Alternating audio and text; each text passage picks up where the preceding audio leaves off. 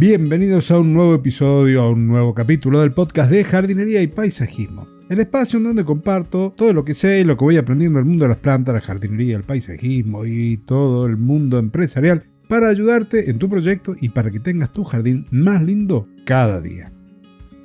Y como hace mucho tiempo que no toco temas empresariales, hoy se me ocurrió hacer una serie de 2 episodios. El de hoy, que tiene por eje central la psicología del cliente en el diseño de jardines, con la idea de poder decir cómo interpretamos los deseos del cliente, cómo manejar las expectativas y cómo presentar tus ideas de forma convincente. Ese es el tema central de hoy. La semana que viene vamos a continuar hablando sobre la materialización y sobre el mantenimiento, es decir, cómo vamos a trabajar, cómo vamos a interactuar con nuestros clientes. Y si nos toca ser clientes, cómo saber también transmitirle a quien diseña nuestro jardín o a quien va a mantenerlo para que todo salga perfectamente. Y antes de comenzar con este episodio, te voy a recordar a nuestro patrocinador, personalgardenshopper.es, la tienda online de jardinería número 1 de toda la península ibérica. Ya sabes, es la tienda de Fernando, de mi amigo Fernando, y allí vas a poder encontrar todo lo que necesitas para decorar y para mantener tus plantas bellas todo el año. Y ahora sí, comenzamos con el episodio de hoy, en el que te daré algunos ejemplos ficticios para que puedas llevarlo a la práctica. ¿Alguna vez te has encontrado con un cliente con toda la ilusión del mundo y te dice: quiero un jardín bonito, un lugar para relajarme? Y te das cuenta de que su idea de bonito y la tuya podrían estar en planetas diferentes. O peor aún, el cliente te muestra una foto de un jardín toscano y otra de un jardín zen japonés y te dice: quiero una mezcla de los dos. Sé que estos temas los hemos charlado con Fernando en algún momento, pero a lo mejor sos un oyente reciente que ha descubierto el podcast o quizás hoy descubras algo que pueda ayudarte. Volviendo al ejemplo, esas son las situaciones que vamos a trabajar hoy. Hablaremos de la psicología del cliente en la fase de diseño, veremos cómo convertirnos en una especie de detective de deseos para interpretar lo que no se dice con palabras. Lo primero es entender que rara vez un cliente te dará un listado técnico, te darán sensaciones, recuerdos, emociones, y nuestro trabajo es traducir eso. El error más común es empezar preguntando ¿qué plantas te gustan? En lugar de eso, indaga en su estilo de vida, haz preguntas abiertas y evocadoras. A ver, imagina esta situación. Llega un cliente y te dice: me encantan los jardines exuberantes, llenos de flores y con mucho color, pero no tengo nada de tiempo para cuidarlo. A primera vista, parece una contradicción total. Un jardín exuberante suele requerir atención, y aquí es donde entras como detective en acción. En lugar de decir eso no es posible, profundiza. Por ejemplo, diciendo: entiendo perfectamente. Buscas el impacto visual de un jardín lleno de vida, pero sin que se convierta en una segunda jornada laboral. Cuando dices exuberante, ¿qué imagen se te viene a la mente? ¿Es la altura de las plantas, las mezclas de texturas o la sensación de estar rodeado de naturaleza? Quizás te responda: es la sensación de estar en un lugar privado, que no se vea la casa del vecino, que se sienta selvático. Aquí la palabra clave no era flores, era privacidad y sensación de inmersión.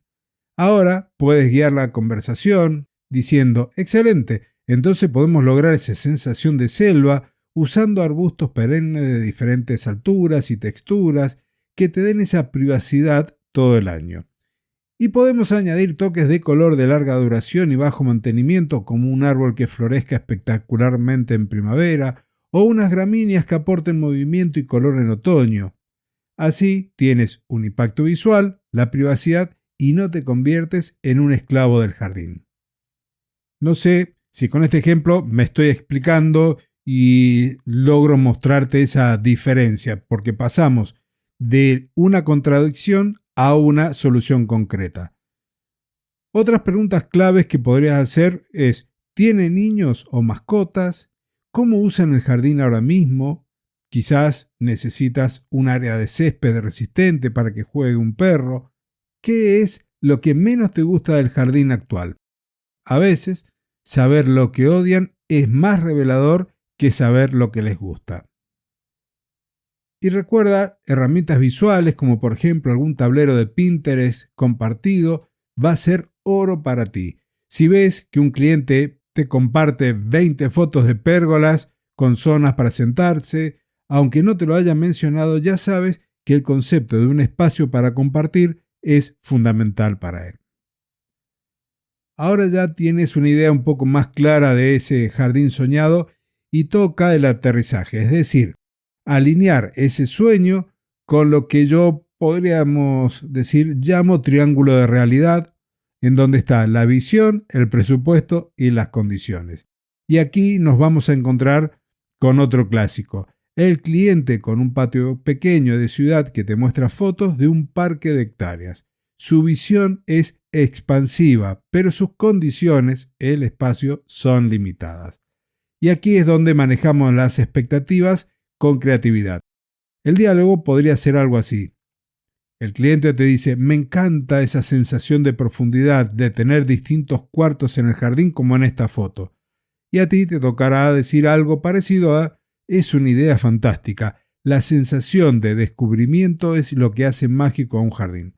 Obviamente, no tenemos el espacio para crear habitaciones separadas por setos altos, pero podemos lograr ese mismo efecto de una forma muy inteligente. Y entonces, probablemente el cliente te pregunte ¿cómo? Y ahí, por ejemplo, podrías decir: podemos usar la verticalidad. Instalaremos unas celosías aquí, donde crecerá una enredadera perfumada. Esto no solo te dará privacidad, sino que crea una pared verde que te impide ver todo el jardín de un solo vistazo. Luego podemos crear una pequeña diferencia de nivel, quizás un escalón de madera que suba a una tarima donde irían los sillones. Ese simple cambio de altura ya le dice a tu cerebro que estás entrando a otro espacio. Jugaremos con plantas altas en los bordes y más bajas en el centro para crear una ilusión de mayor profundidad. No crearemos cuartos, crearemos rincones con alma. La misma sensación, pero adaptada a tu espacio. Y si he logrado explicarme bien con este ejemplo, la idea es que no digamos no se puede. La clave es decir: para lograr esa sensación que buscas en tu espacio, lo haremos así. Usa la misma terminología, sensación, descubrimiento, y le ofreces una solución creativa que respeta su deseo original. Te conviertes en un solucionador de problemas y eso genera una confianza inmensa. Lo mismo luego se aplica al presupuesto. Para ajustarnos a tu presupuesto, podemos ejecutar el proyecto en 2 fases, empezando por la estructura principal este año y añadiendo plantaciones más específicas el próximo. Ahora pasemos al siguiente paso, imaginando que ya tienes el diseño que une su deseo con la realidad. Entonces, ahora toca la presentación. Y aquí es un lugar en donde muchos fallan. Presentan una lista de materiales y un plano técnico. Y eso es frío, no emociona. Veamos 2 formas de presentar la misma idea. La forma técnica, en donde dices: bueno, aquí he puesto un Acer Palmatum al lado de un banco de hormigón pulido y un sistema de iluminación de 3 focos LED de luz cálida. Silencio incómodo. El cliente asiente sin entender muy bien. Ahora, usando una forma de narrador. Quiero que te imagines algo. Es una tarde de otoño. Llegas a casa después de un día largo y desde la ventana de tu salón lo primero que ves no es la pared del vecino, sino este árbol, un arce japonés. Sus hojas están de un color rojo intenso, casi como si estuvieran encendidas. Y justo debajo hemos diseñado un banco sencillo de hormigón pulido, que flota ligeramente sobre unas piedras de río. Por la noche, no te preocupes, no será un agujero negro.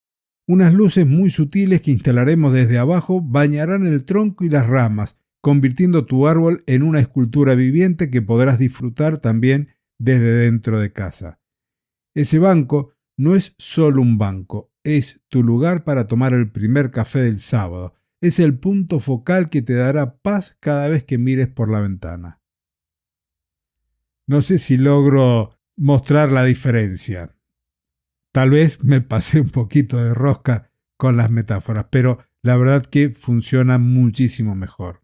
Y supongo que vos también has sentido esa diferencia. Es la misma idea, pero en la segunda versión el cliente ya se ha sentado en ese banco, ya ha visto las hojas rojas, ya ha sentido la paz. No estás vendiendo un árbol y un banco, estás vendiendo el momento de paz del sábado por la mañana. Y aquí te recomiendo usar apoyos visuales, por supuesto. Muestras de la madera que usarás, la piedra del sendero, un render del diseño, pero usalos para apoyar tu historia. Haz que puedan tocar y sentir un tronco de su futuro jardín mientras les cuentas cómo será vivir en él. Y hasta aquí llegamos hoy. Espero que la próxima vez que te enfrentes a un proyecto recuerdes que no estás diseñando solo un jardín, estás diseñando la felicidad, la paz y los futuros recuerdos de una persona.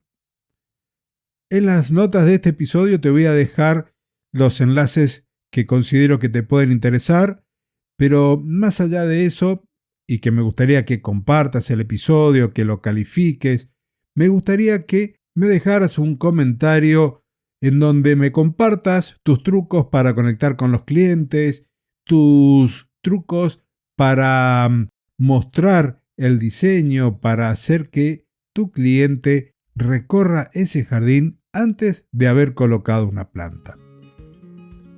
Y ahora sí, me despido. Nos encontramos la próxima semana en un nuevo episodio de este podcast, tu podcast de jardinería y paisajismo.